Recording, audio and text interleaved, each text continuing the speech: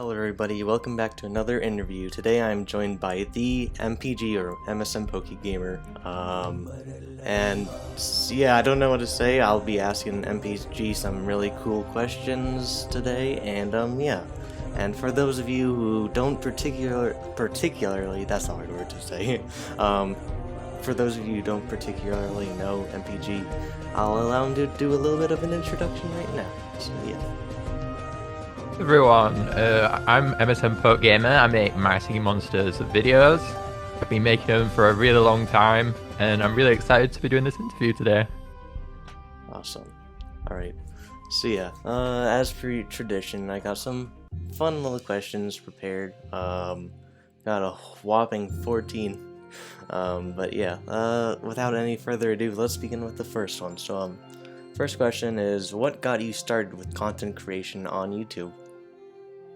This dates back to Diane Delsig when I first discovered their YouTube videos. Now, as a kid, I was always very fascinated by YouTube. I can remember straight away when I found out about the platform, there used to be these old Sooty videos. I don't know if you know what Sooty is, but it was like a children's show. And I was fascinated by that at the time when I was a kid.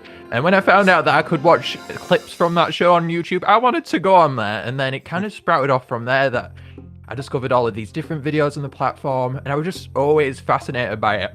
And you might not know this, but my YouTube account is actually my dad's formerly. I stole it from him because I wanted to get access to YouTube so I could discover this amazing platform that, honestly, I was quite bewildered by as a kid. And then what happened from there was I discovered Diane Delsig, and Diane was covering My Singing Monsters after I discovered the game, and I just thought, wow, I love My Singing Monsters, and I just kind of want to do what Diane's doing. Diane was a huge inspiration to me. I found what she was doing absolutely amazing, so that's what got me started with it. And then from there, I kind of got a bit of recognition with my Rares teaser video that was based around rare monsters that were going to be coming into the game soon. There was teasers for it, there was a tentacle, and I think some kind of chain one. Something along those lines. I made a teaser video. It was really bad at the time, but I got a bit of traction from that, and then it kind of went from there. Nice. Yeah, that sounds fun. I remember Diane Delsig. I don't know if I watched her that much, but I definitely did pop into a few videos. Definitely a landmark on the MSM community, in my opinion. Yeah, Diane is seriously what got the ball rolling with like YouTube and My Singing Monsters. It's quite interesting to look back on. Yeah, I guess I kind of started in a similar way. I kind of started kind of like what you said. I got on YouTube one day. I was like, wow, these people are making content and it looks really fun.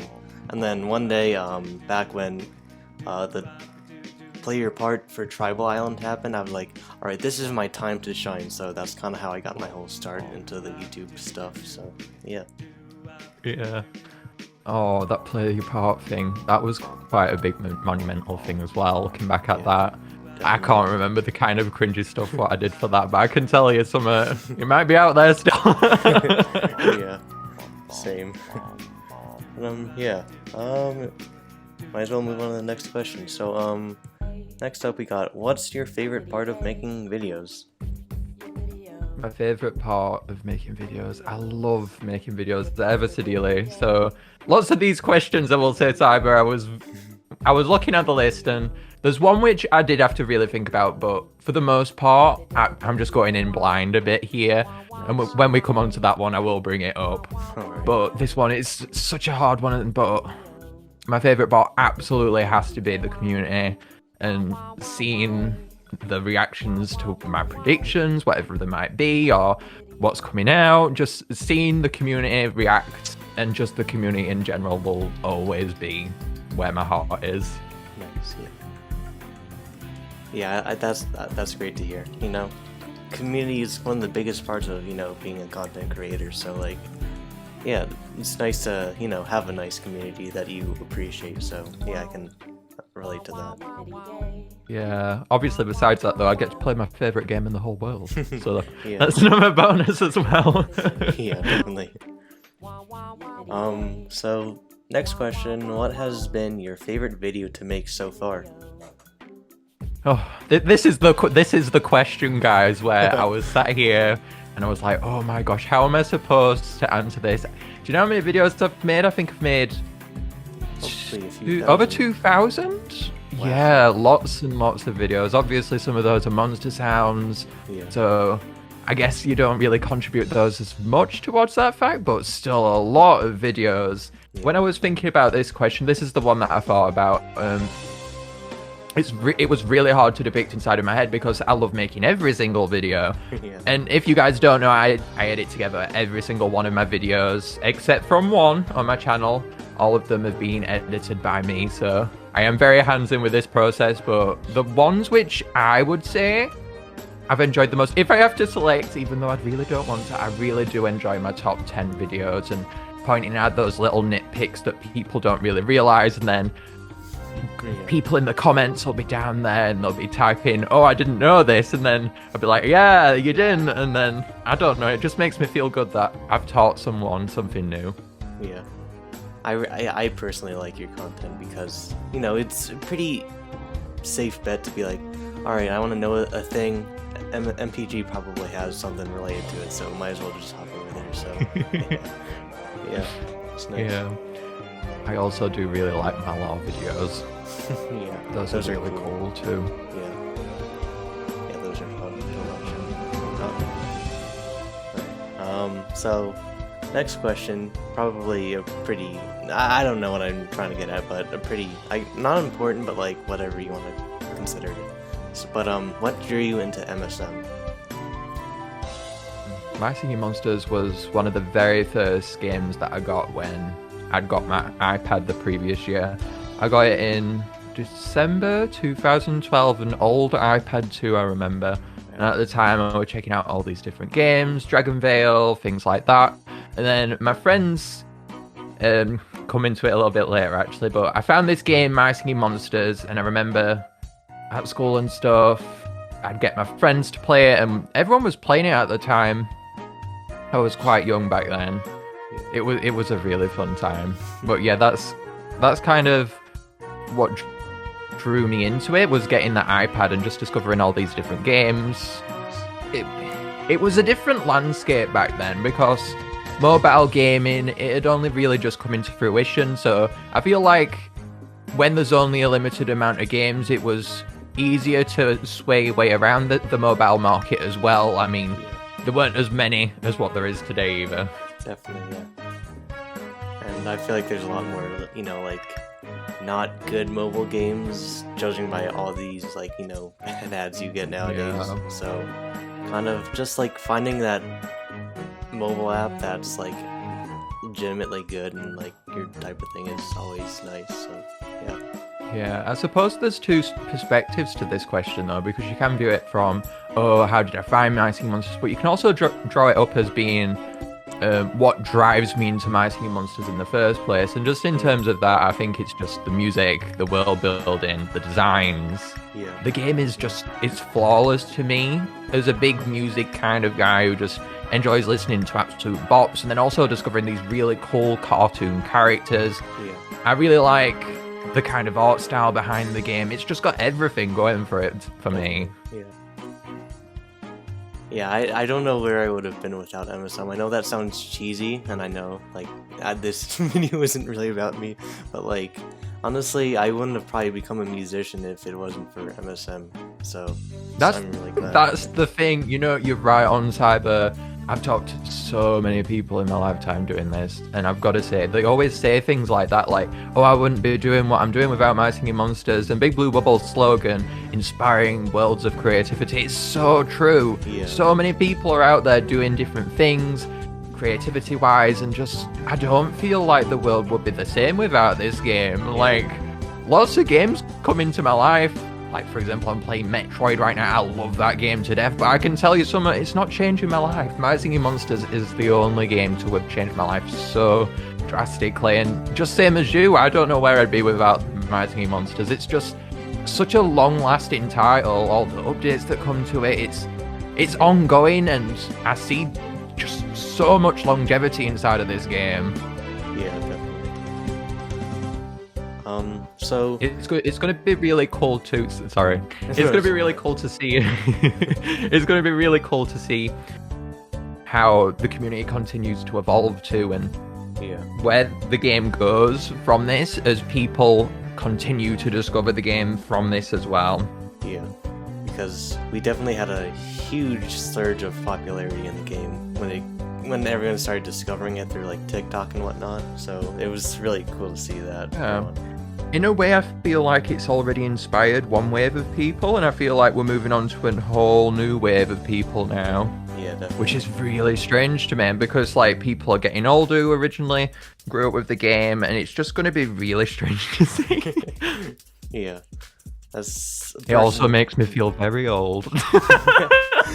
Yeah, that was basically what I was gonna say. Like, as someone who's played since almost the beginning that it's existed, like I like seeing all these new players join kind of makes me feel like I'm like a, you know, like I don't know, Yeah, like especially when they're coming from that TikTok. I don't know how to work that thing. My sister's one who comments on my profile for TikTok because I don't have a clue how it really works. I mean, I went on there and I tried to discover it, but to me, I just couldn't get into it. I didn't understand the songs and things. It's just TikTok's not for me. I understand other people my age will likely go on it, but it's not for me. I don't get it. Yeah, me neither. So if you do see a comment, it's from my sister, by the way. But she's acting in my part, and she does tell me what she's putting and who's putting what and what to put. So don't worry, it is from me. Nice. All right. So moving on to the next question. How long have you been playing MSM? Been playing My Singing Monsters since March 2013. Wow. So 10 years. Oh my goodness. How have I not realized that? 10 years. Yeah. Oh boy. Now that's a long time. A decade. Wow. I was looking inside of my Steam library recently, and I've just hit 1,000 hours on my Steam game, and it just got me wondering, how many hours have I spent on mobile? Because that will be way higher. Definitely. A lot of my life has been spent with this game. Yeah. It's crazy. Yeah. I'm actually around a similar time to that. Like, I don't know, a bit later in 2013, I think. Sometime around there. I don't really know for certain, but definitely joined 2013-ish, so that's cool.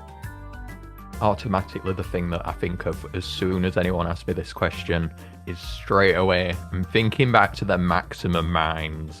If you don't know, the mines originally made 2 diamonds every 12 hours, and I could have afforded one on all of my natural islands on mobile. Little did little MPG know, all these years later, I'd still be playing the game. I didn't have a clue what this new mini-mine was that was coming in the game. I wanted that Unity tree, and it's one of the biggest regrets I have.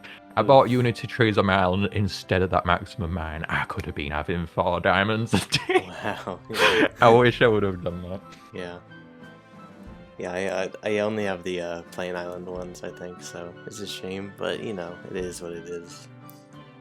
If I could go back in time, I think that is literally my only regret in life, is not buying those Maximum mines. Yeah. Oh, I would if I could. Oof. Alright, so next question is, what are your favorite and least favorite monsters? Automatically, everyone I think will know my favourites, but we'll list them out in order. So we have Pechidna, Tapricorn, G'day, Bleatnik, and Wallaby, with Pechidna being the best. Wallaby's definitely been degraded. I see lots of memes around that. And as for my least favourite monsters, I feel that like those are a bit more conspicuous. People don't really know those.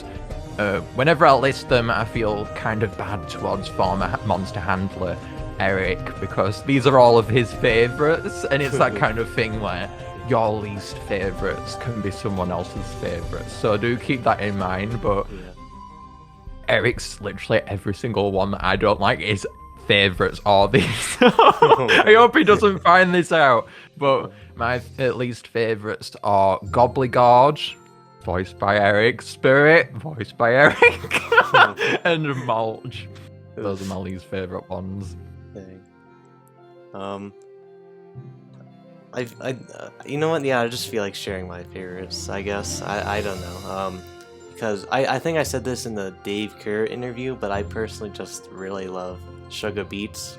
As someone who plays, you know, that in the drums and whatnot, I really love, you know, Sugar Beats as a monster, both the design and the way it sounds. Oh, that's awesome. And I don't really know. I've never really thought about my least favorite. I don't know. I mean, I feel like I'd say Gobbledygook because I mean that's a popular answer. So It is. I mean, if you want to wait on anyone, go to Gobbledygook. yeah, definitely.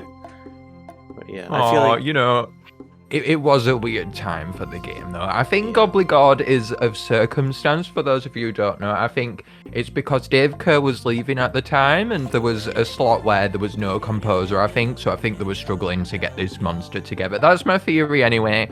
If you go back to concept art, that thing's from Dawn of Fire. There's lots of reasons why it could have turned out the way they did, but to me, I just think it probably is of circumstance that they just didn't have a composer at that time. But who knows? Theory brain going now. Alright, so kind of going off the previous question in a way, what are your favorite and least favorite islands? And maybe if you want to answer why, then go ahead, I guess. Yeah. Favorite islands. Mythical Island is coming up there. We've got to say, Mythical could easily be the one that takes the cake, but unfortunately we don't really know what the other Mythicals are going to sound like, so hold that one off. But I'm going to say Mythical is going up there, and I've got to say it could end up being my favourite island. But my favourite island right now is Bone Island, followed by Magical Sanctum. Those two are my faves. I really like Stonehenge and Dawn of Fire too. So Bop and Wobbling Island, those are cool, but Magical Sanctum and Bone are my faves, but Mythical, it's coming up there. Not going to say anything till it's ended though, but least favourites?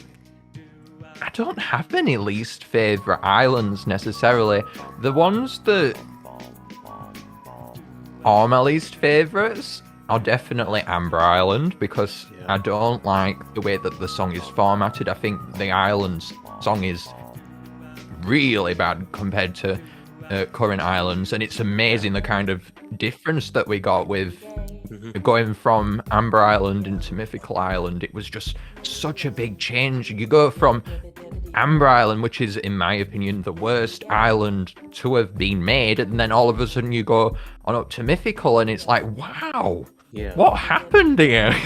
Yeah, definitely. Amber Island, there's lots of things going against it to me. I think the straying away from the original mechanics, it's really cool the way that they've done it, and I can see how from a game design standpoint it's unique and it's fresh and it's cool, but unfortunately the song just does not pay off. When I can go in Dawn of Fire and the monsters are so much cooler, and then I'm looking at Amber Island and it's fetching all these monsters from Dawn of Fire over that were exclusive, and it's just not being rewarding to me, and it's having me do all these laborious tasks for nothing. Celestial Island, you see, it is laborious, but it has that amazing song to work towards. And yes, it is an endgame island, and yeah, sure, arguably I'd say Celestial Island, you get nothing from it really. It's just for the song, but the song is what carries. But the thing is for Amber Island is that song does not carry. Yeah. So unfortunately, that's why Amber Island is that. And then I feel like the one which everyone just knows by heart at this point. You probably do know that I don't like Amber Island from my videos too. But I also don't like the Coliseum. Yeah. I mean, I've never agreed with the Coliseum's mechanics and bringing it in. They've always been the developers like, we are not going to replicate other monsters. That's why mobile games, sorry, and that's why we don't have dragon monsters. That's why we try and do different things. And then all of a sudden they were like, let's integrate this RPG, and it's not the case that I have anything against that. I mean, sure, I'm all for My Singing Monsters expanding out, but it just feels like maybe that would have been better as a separate title, or just changing it a bit more, as at the moment it's just a tap and mash, and I just don't get it. Yeah. So those are my two least favourites. Nice. Yeah, I agree about like the Colosseum and Amber Island. I feel like the Colosseum, I don't like, you know, I think I don't like, you know, dissing on islands and whatnot, but like really the Colosseum I feel like has zero purpose for the game. It doesn't really help you with anything outside of the Colosseum, and doesn't really.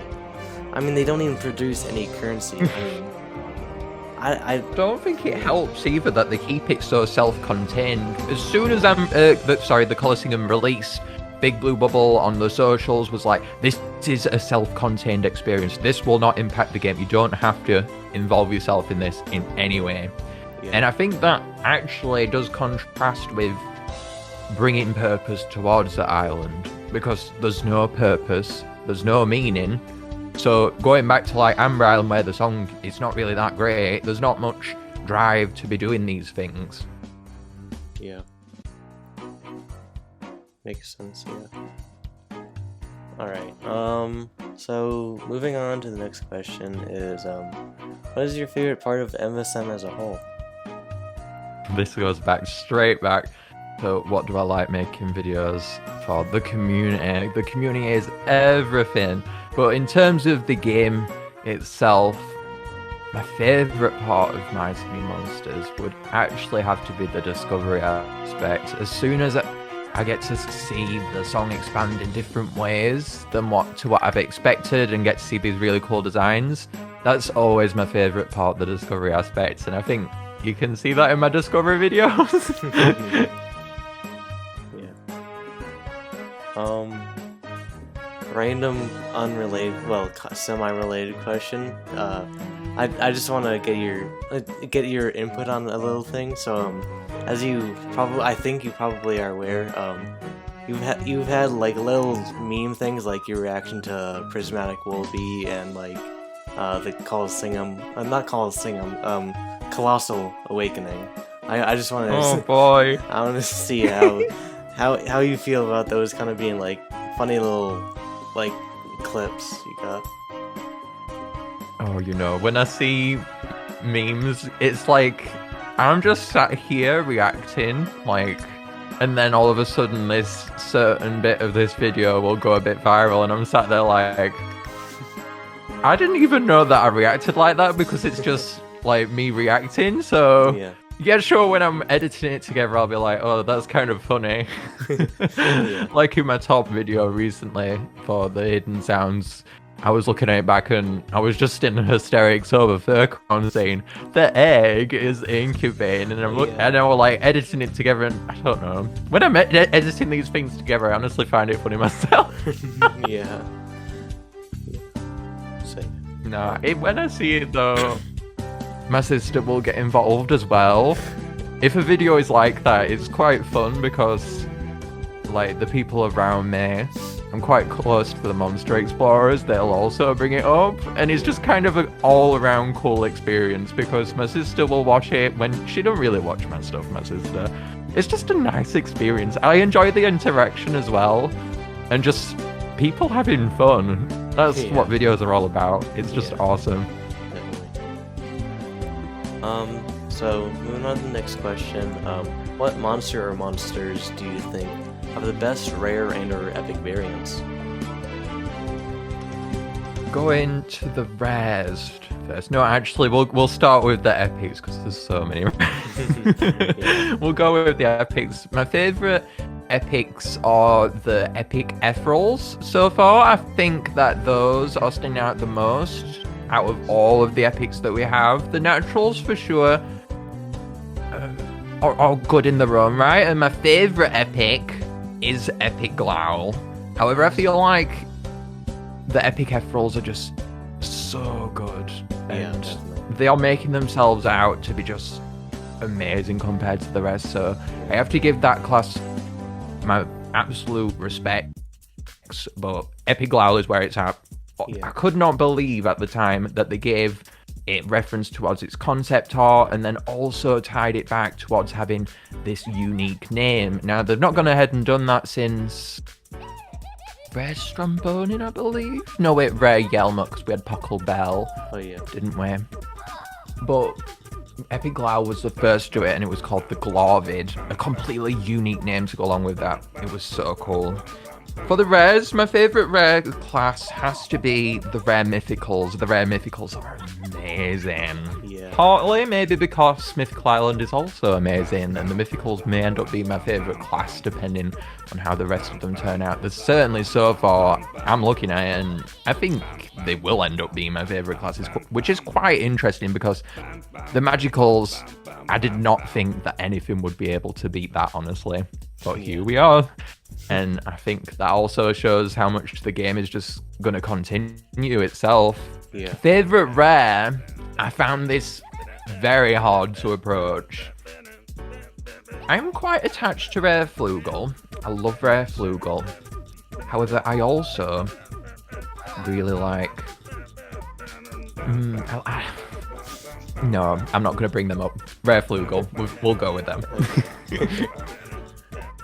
I personally have a kind of semi-strong connection to Rare Bogart, just because Bogart kind of just feels like a special monster to me, and I really like the rare variant. It's just, you know, it's very nice looking. It's different from common Bogart and just has this nice look to it. It has a nice, like, I don't know how to describe it, but it's just nice. I don't know why, but as soon as you brought up Rare Bogart, straight away the thing that came up in my head was Epic Bogart eating chocolate. Wow. But yeah, I also think that despite Amber Island being really bad, I think some of the rares on there are actually pretty decent. Oh yeah, the unique direction of those is turning out amazing so far. I think Rare Edamame is amazing for me personally, and the idea behind Rare Flumox with like the horns is really interesting, and Rare Yelmet's just goofy. I love it how it's like basically a Discord mod conspiracy theorist or whatever, which is funny in a way. So. Yeah, Rare Yelmet was certainly a bit controversial. I remember when it released though. Yeah. I don't know if you caught up with my videos on that, but in the bio, it's essentially saying that as years worth of theorizing about the Colossals may be invalid. Lots of people are like, maybe it's because it's a conspiracy theorist, but then there's also the side like, the monster handlers do like to allude to things like that.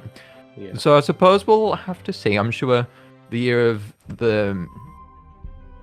its 10th anniversary year will reveal more about it, but it's certainly a bit eerie. Yeah. I think the Amber Island Rares, to me, I'm a really big fan of the uniqueness behind them, but I don't think I'd rate them as being one of my personal favorites. I totally see the direction that you're coming from though, because they each have a darker theme to them, which is really strange.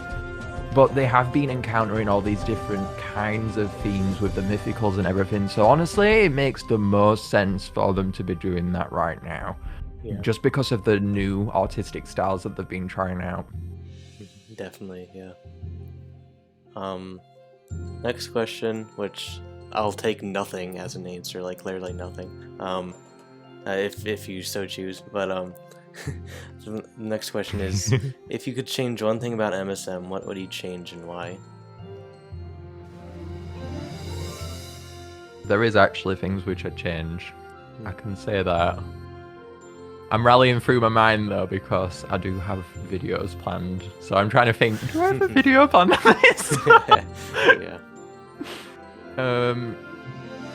If I could have one thing, I would have more things like the mythicals where the community gets to embrace themselves into the game. Because to me, I think My Singing Monsters is inspiring so many different parts of creativity inside of the community. There's so many new animations and songs and islands and whatnot coming out, and whenever I get to do those reactions, those are also, actually I did forget to mention that, but those are also my favourite videos besides the top 10 ones, but I'm just amazed every single time. They only just seem to get better and better, and I'm sat here and I'm like, wow, these people are gonna become the future of My Singing Monsters. Yeah. Like, stuff, like, I don't know. In the future, I just feel like the game is going to become these people, because Big Blue Bubble is going to keep looking out for people, and all these people that they're inspiring, I feel like those are the future behind My Singing Monsters. And I think that's really exciting when you're seeing all these really high quality works coming out of them. Yeah. So just embracing that a bit more, especially considering how these mythicals, they are the most hyped thing like I have seen. Yeah. It's such a weird thing to phrase, but that monster, oh man, that wouldn't have been the same at all without community interaction from Quinn and Shrubble, and seeing the kind of inspiration that's brought about a mythical island. It's a whole other level of creativity to what we've ever seen before. And I feel like Big Blue Bubble pushing into that more would only result in even more amazingness for the game, because just looking at what the community has done with Mythical Island, it's just evident here that the community's involvement with the game is nothing but a great thing, and I think Big Blue Bubble knows that, so that really does excite me. Yeah. Mythicals are just on a whole different level of good monsters, like, to be completely honest. Like, I thought like Strombonin was like peak, and then Shrubble came along, and I was like, I love this monster, and I was like, no, surely nothing can be better than Shrubble. And then Hiaha's over here, like, creating like fire beats or something with his ears or whatnot.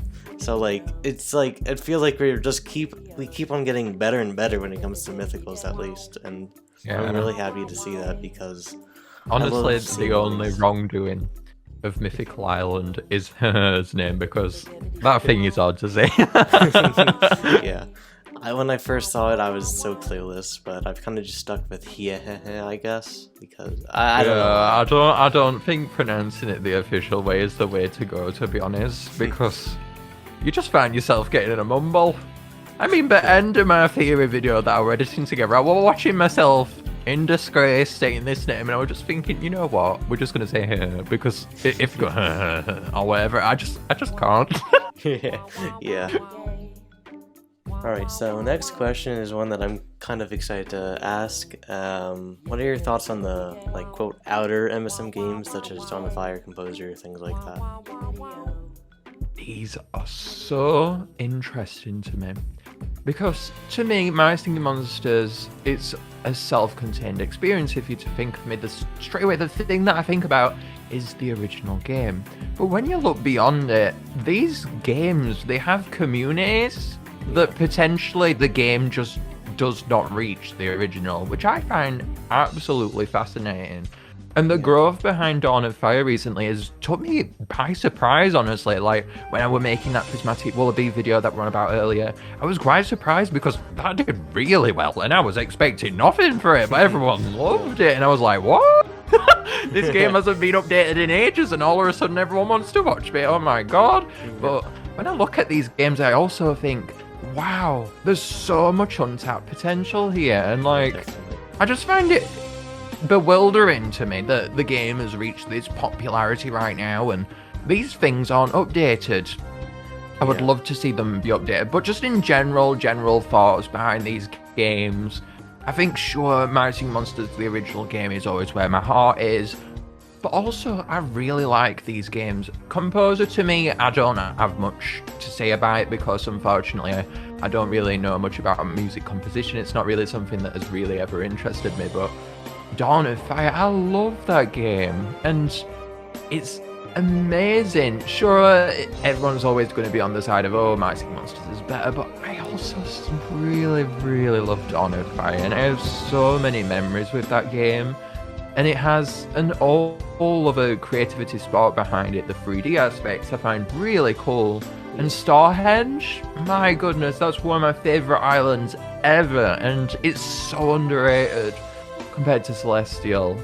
It's unreal. I feel like so many people know about Celestial compared to Stonehenge, when arguably to me I feel like Stonehenge is way superior to Celestial. And it's just amazing to me too how potentially there's people out there who only play the original game and aren't aware of Dawn of Fire or whatever. I also think the spin-offs, let's go into those a little bit. We have Furcon's Jelly Dreams. We have so many. Even before the game, we had Fumpies. Yeah. I've actually been trying to find a way to play that, but I cannot for the life of me. I even booted up my old iPad 2 that I want about that I had first of all. But unfortunately, it's stuck in reboot mode and it won't load up, so I don't know whether it... Well, maybe it will. Maybe we might get something out of that. If I do manage to get on it, then you will definitely know about it, viewers. I'll be making a video or something, but... I just think there's so much behind My Singing Monsters. Playground didn't really hit me. I actually, out of all of the games, I don't like Playground. I don't really find it that entertaining at all. And I feel like most people can honestly agree with that. Because to me, I just feel like it should have had online. There's things like that. And I didn't feel like there was longevity behind it. There wasn't a reason to play. But the other ones, I love them. And it's fascinating to me. I just want to see more. More My Singing Monsters everywhere is a good thing to me. Yeah. And as the game continues to expand, I think it's important that Big Blue Bubble potentially does recognise that the franchise is evolving, and maybe might be a good idea to expand on these titles. As My Singing Monsters gets more and more popular, seeing things like merch, toys, stuff like that, it'd be awesome to see. The popularity spike has been insane recently. Yeah. And I'm sure that Big Blue Bubble is doing better from it, so maybe as a result of that, we might be able to see other things. I think that is something that we might see in the future of the game in the short term soon, which might be exciting. Yeah. What are your thoughts? Well, I personally actually remember playing My Name It, which I don't think really runs anymore. I could be wrong, but I've tried getting it in the past, but I don't think it's able to be downloaded anymore. At least that's the case for me.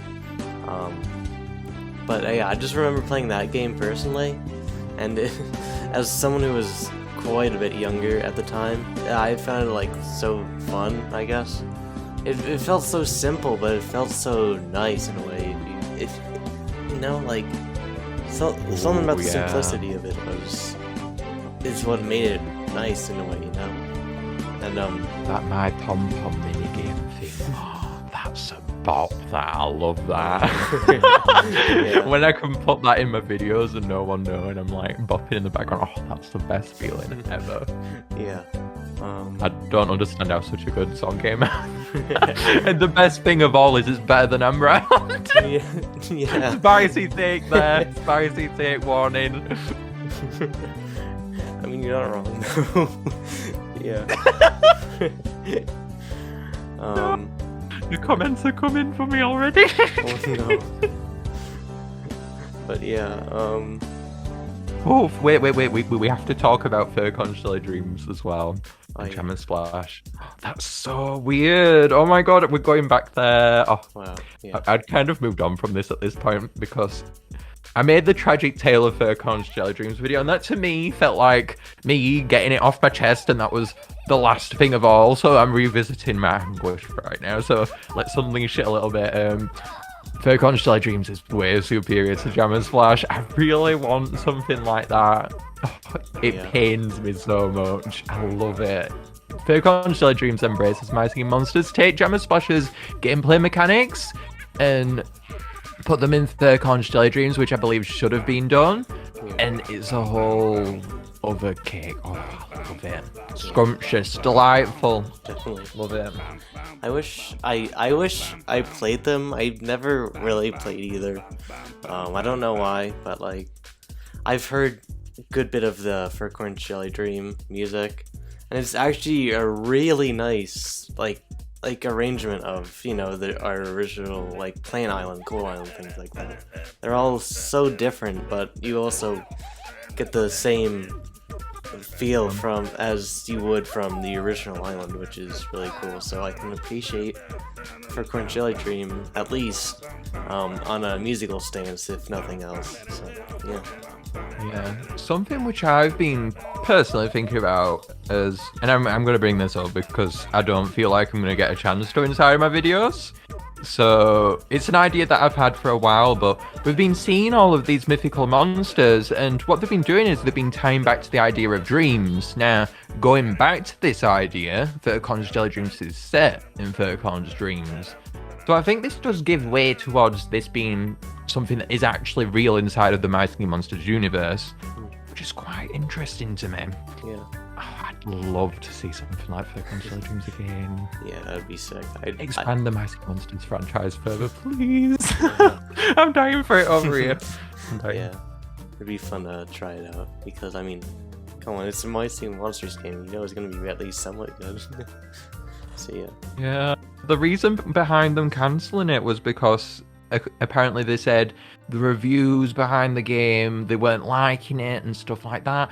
But removing the element that makes it My Singing Monsters in the first place, which is the world building and the monsters, I don't think was the right way to go, because when you do that to games like in Playground or whatever, I feel like it's taking the essence away from My Singing Monsters. Yeah. When you have something like Dawn of Fire that is captivating on that, and Verticon's Jelly Dreams, I feel like that's when the franchise is at its best. And I think if Big Blue Bubble realizes that the overstanding potential that the music has and just how much people resonate with that and the world building mechanics, I feel like you can tackle any genre because it's My Singing Monsters and that's what people are there for. The designs, the music, if that makes sense. Yeah. Definitely. But for like Dawn of Fire and Composer for me, I've played Dawn of Fire. I haven't played it in years because I had to restart multiple times. It's a long story because I don't know, switching devices and whatnot. I couldn't really transfer information. It's a long story. But oh yeah, Dawn of Fire is the worst for login. You can literally only transfer login through Game Center. There's no email or anything. That is actually a really weird point behind Dawn of Fire. Yeah, I mean, if we were able to do it via email, I probably would have still been playing. I guess I swear I'm gonna play it again someday. But like at this moment in time, I'm not really playing it. But yeah. Yeah, they fixed so many of.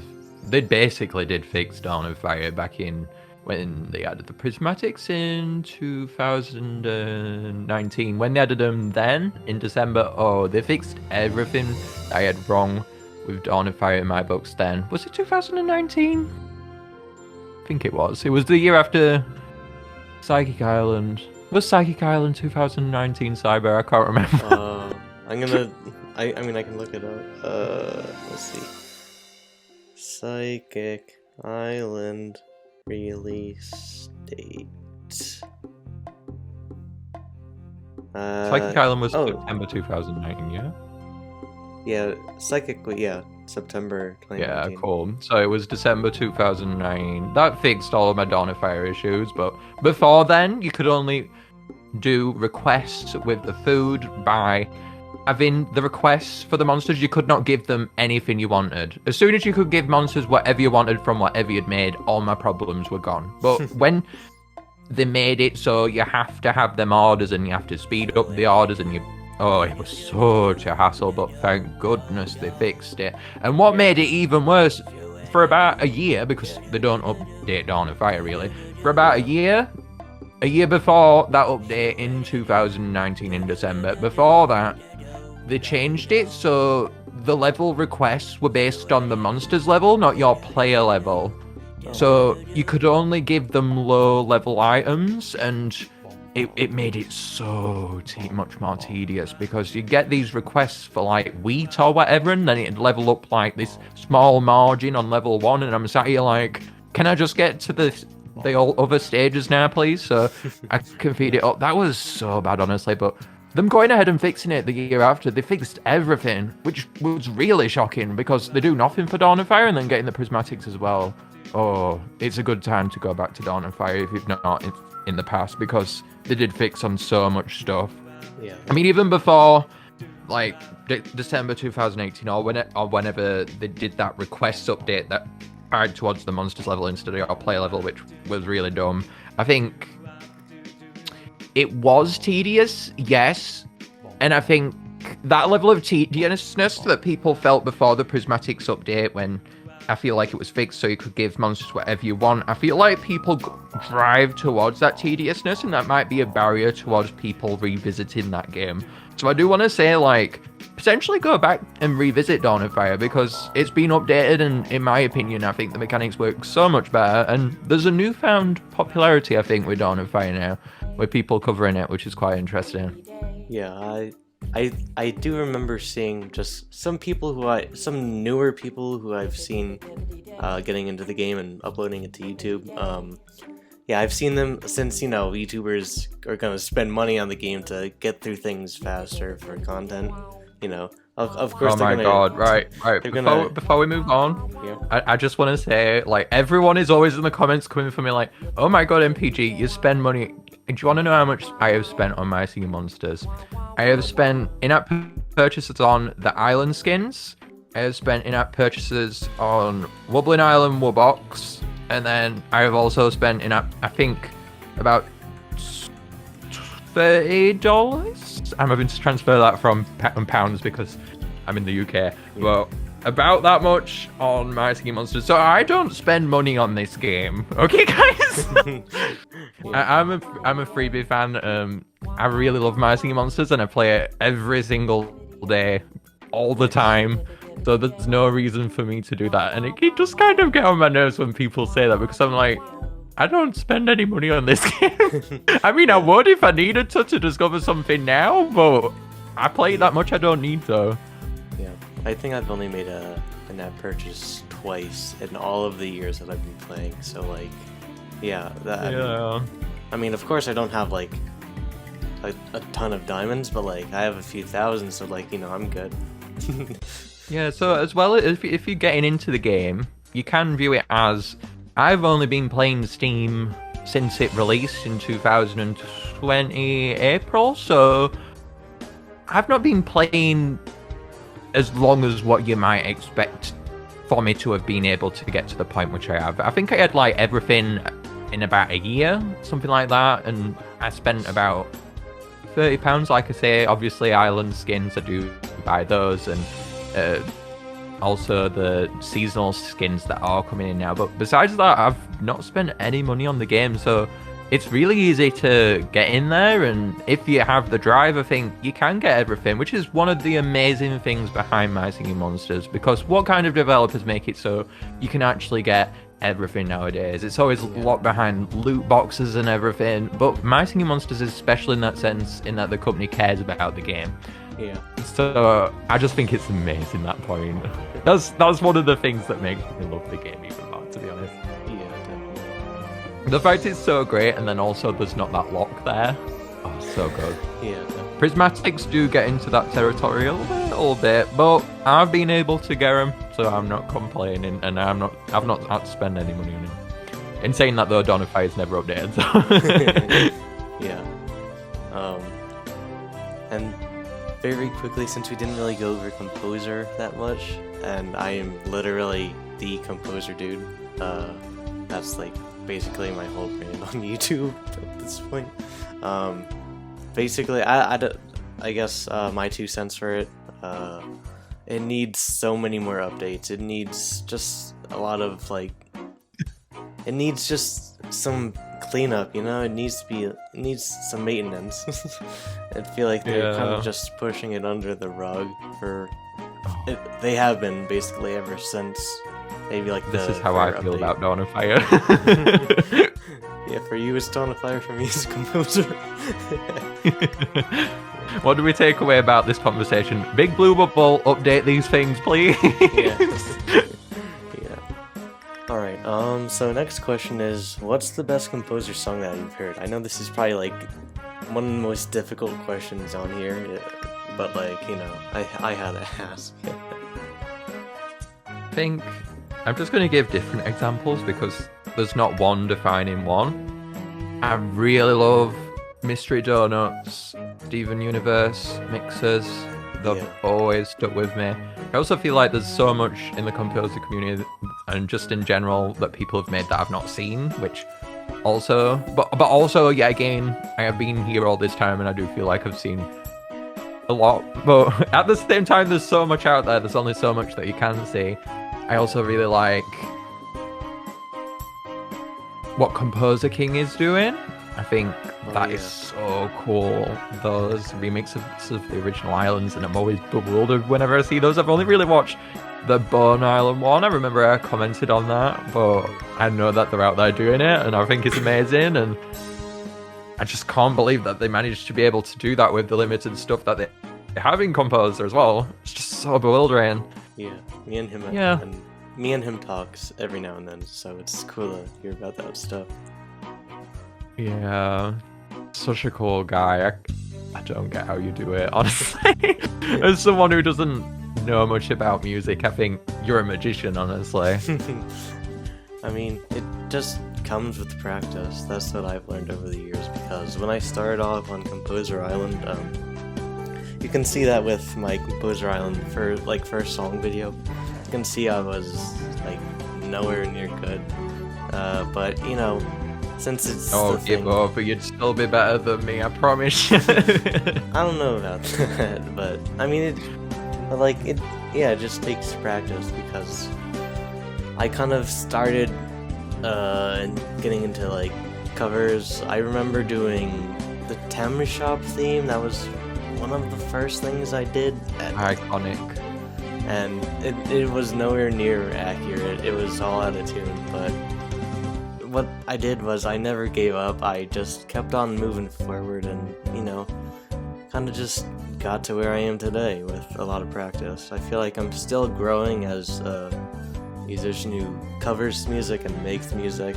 I feel like I've seen a lot of growth through what I am calling my FNF phase, when I used to make all these different FNF songs using the MSM Composer app.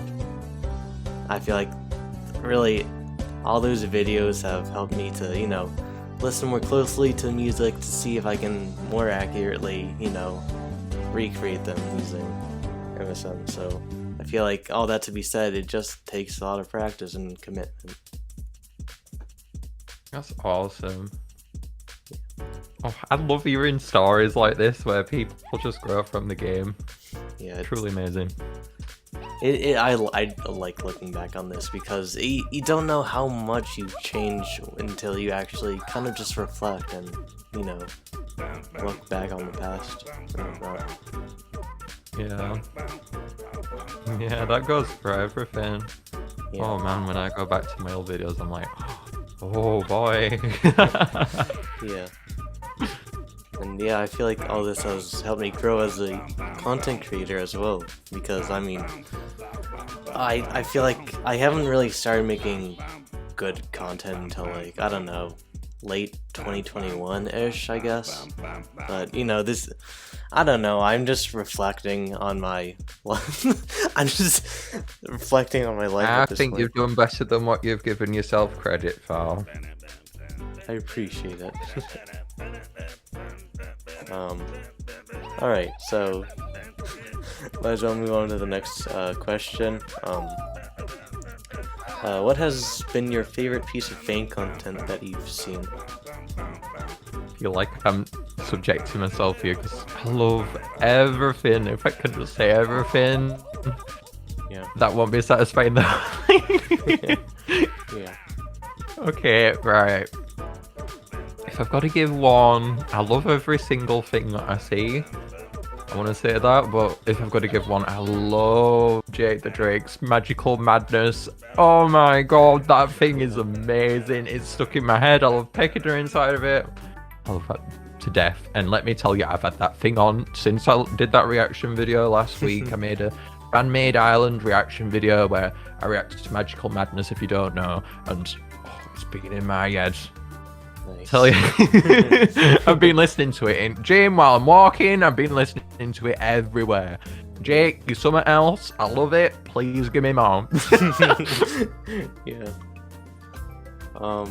I really like this is a fairly new thing. Like I think it's today like the day of recording marks a week from when it was released. Ghost Timpa's like magical 10 MSM 10 magical thingy. I've not seen it. I don't have a clue what it is. Maybe we'll do a reaction to it, so don't say too much. Maybe. But I mean, I actually did make a small little part in it. I made a whole reaction video on it and whatnot. Oh, that's amazing. But yeah, I really tell me more about the collab. Is it a big one? Yeah, including me, there was 61 collaborators. Oh my gosh, that's amazing. And honestly, I saw how much work was put into it, especially on Ghost Timpa's part with like, since he had to literally animate every single monster and do I'm pretty sure he did all the mixing with all the sounds, which was oh my god, insanely impressive.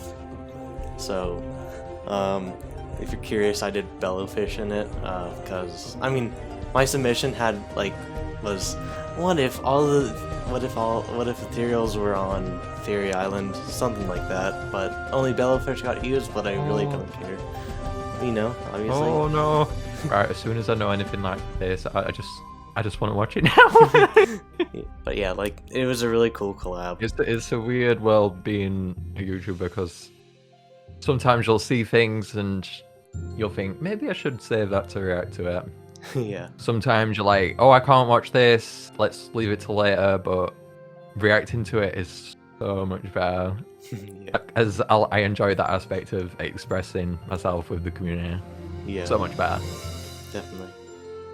It reminded me of, this was like another fairly big collab like multiple years ago with, I think it was like Mofix's like Fire Island collab, which I remember vaguely. I've watched that one. I have watched that one.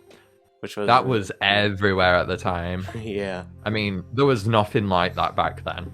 Yeah. So I feel like if you were a My Singing Monsters fan, you watched that. Yeah. I know I did. Without any further ado, we got the final question prepared. If you could give your best tips to new MSM players, what would they be? Have fun. Straight away. That's the immediate thing. Yeah. When I was thinking about the answer to this question, I was thinking, oh, let me give them loads of tips, let me do this, let me do that. But you know what? My Singing Monsters, what's it all about? It's about having fun. And to me, I think just having the game be your way, whether that's getting a new monster as soon as you can because you love it, regardless of whatever, like maybe it's on Celestial Island and you see this awesome Celestial and it's like way off your mark and you're like level 9 or whatever, but you want this Celestial, so you're going to work towards it. And you know what? I think that's what the essence of My Singing Monsters is. Go ahead, do whatever you want and make your game your own. That's the best way to play My Singing Monsters. Yeah, definitely. Great answer. I love it.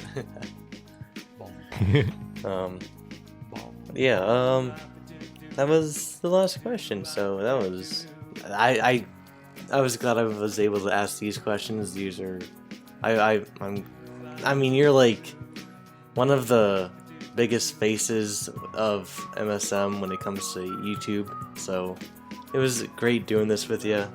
It was really fun. It was really fun too to answer these questions with you. I was surprised by how long this has gone on for, but looking at the time now, but I've had so much fun. I'd be happy to come back on anytime. I mean, if you want to collab, then hit me up. Yeah. Yeah, that was about it for this video. So once again, MPG, thank you. I appreciate you coming on here. And yeah. Oh, it's no problem. Can I just say one thing to everyone watching? Alright, yeah, go ahead. Hit that like and subscribe button for Syburr, it'd help him out. Yo, he said the thing, yeah, you should do it. And feel free to, like, you know, go to MPG's channel, watch his videos, you know, if you like him, maybe hit that, you know, thumbs up button. yeah, you can find his ad probably in the description. It should be down there. I hope. But yeah. Seriously, thank you for having me on. Yeah, I've thank you as really well. enjoyed it. Thank you as well for being on here. But yeah, if you guys enjoyed this interview, I have some other ones that I've done. As you might remember, I've done one with Dave Kerr. I also have done one with One and only. yeah, and I've also done one with Matt Shea, who's known for MSM. So feel free to check both those out if you're interested in that. So yeah, that's about it. So I hope you guys enjoyed this interview. And that'll be it for this video. Thanks for watching, everyone.